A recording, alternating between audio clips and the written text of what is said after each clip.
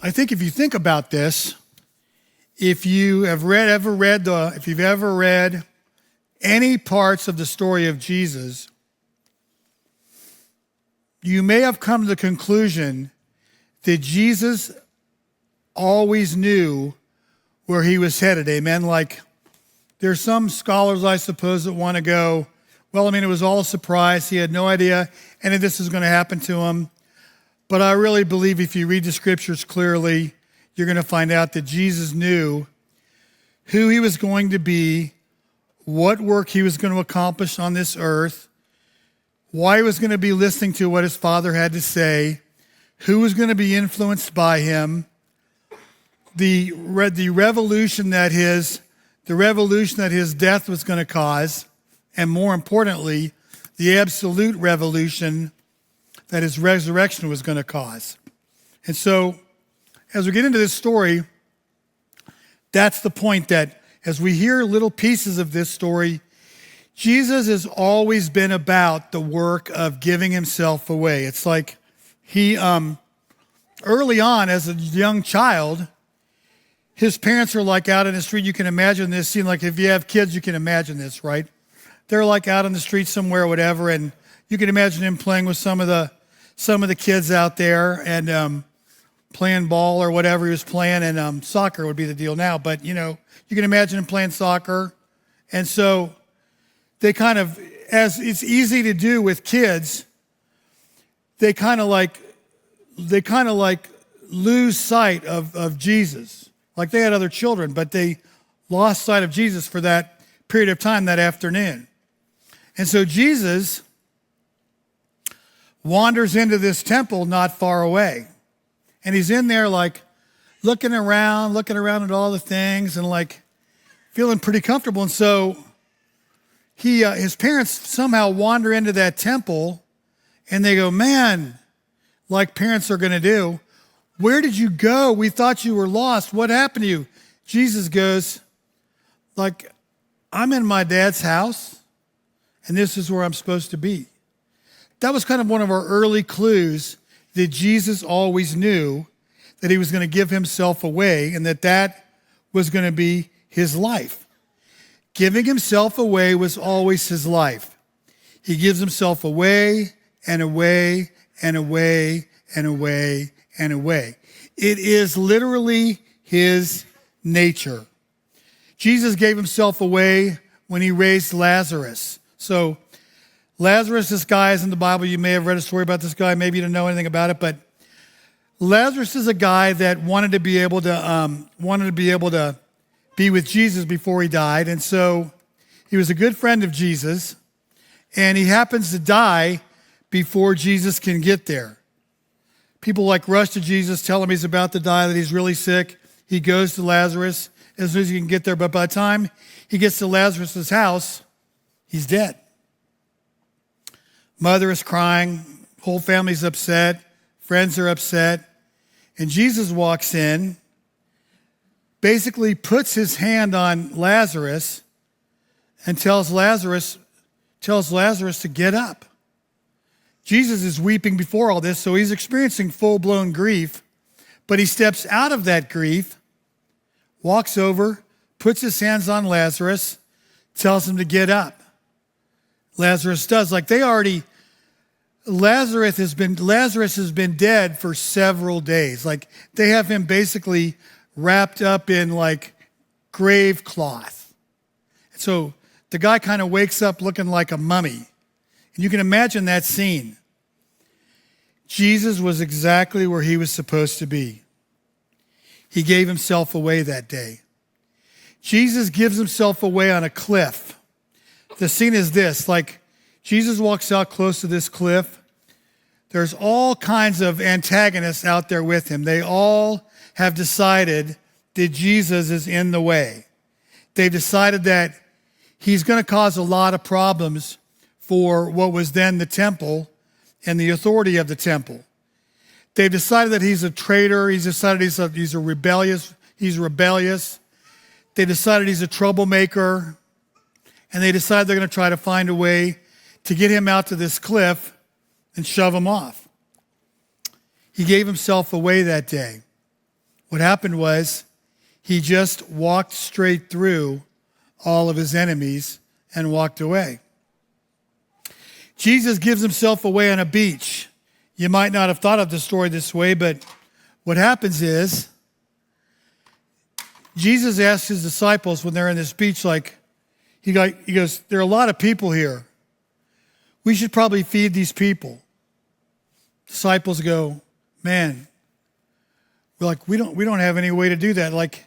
There's several thousand people here. What are we going to feed them with? They go, we have enough fish for us. We have enough bread for us. What are we going to do? Jesus gave himself away again, and he said, here's what you do. Have the people sit down. Have them sit down.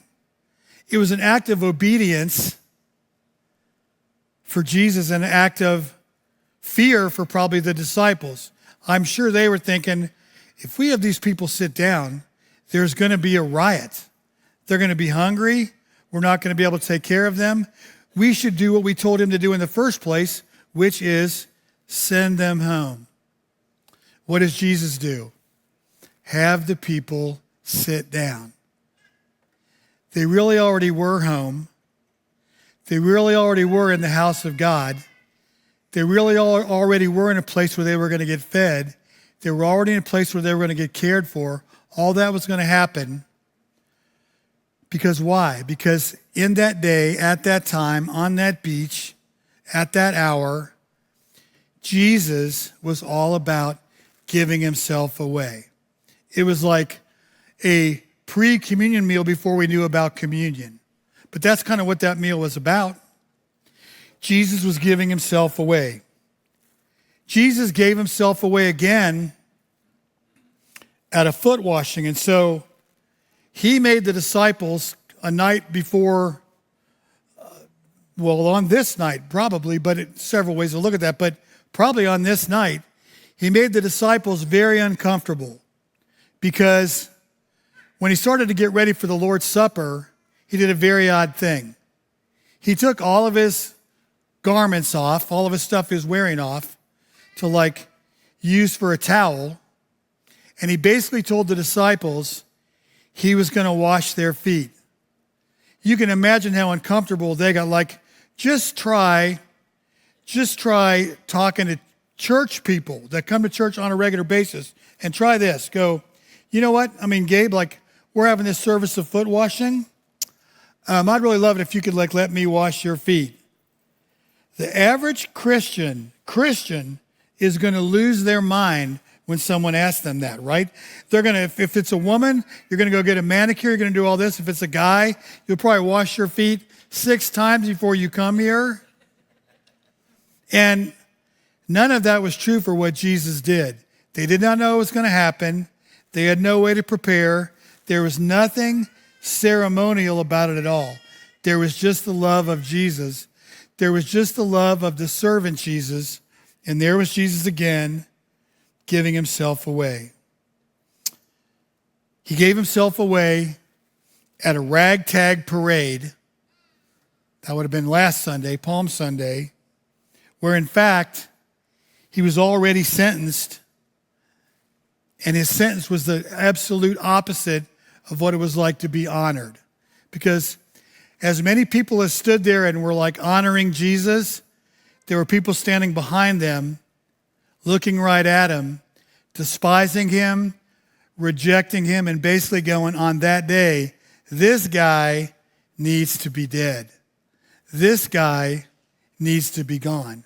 He gave himself away that day. And tonight, Jesus is going to give himself away again. He's going to give himself away to you. He's going to say these words.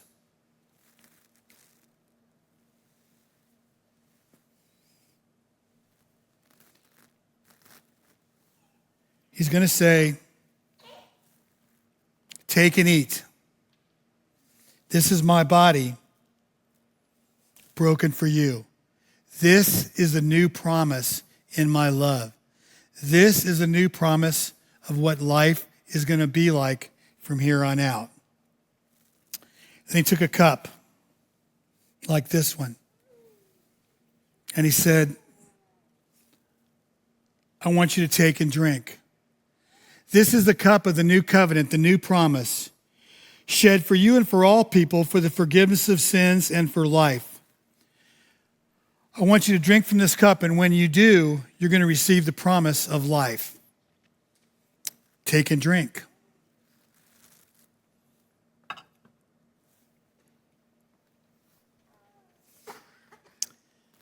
The last thing Jesus did that we're going to learn about tomorrow is Jesus gave himself away on a cross. Like that. The question you have to decide is, are you willing to receive the gift of everything Jesus is bringing to you? Or are you going to stand there with your hands on your hips and go, I'm really not there. I don't really know what I think. Like, what I want to say is, you're never, whether it's tonight, tomorrow night, next week, next year, I know for a fact that you're never going to be more loved than you are right now with what we're experiencing of this Jesus who was willing to give you and me his body, his blood, his life, his everything. He always knew that was going to be that way. He always was willing to have it that way. He always wanted that as what his ministry was. It was never a surprise. It was never a shock. He knew it was coming, and he wanted it. And the reason he wanted it was because of how much he loves you, how much he loves you, how intense his love for you is, that he would offer up his body, his blood, and his life. So I hope you'll come now and receive the Lord's Supper. In Jesus' sweet name, amen.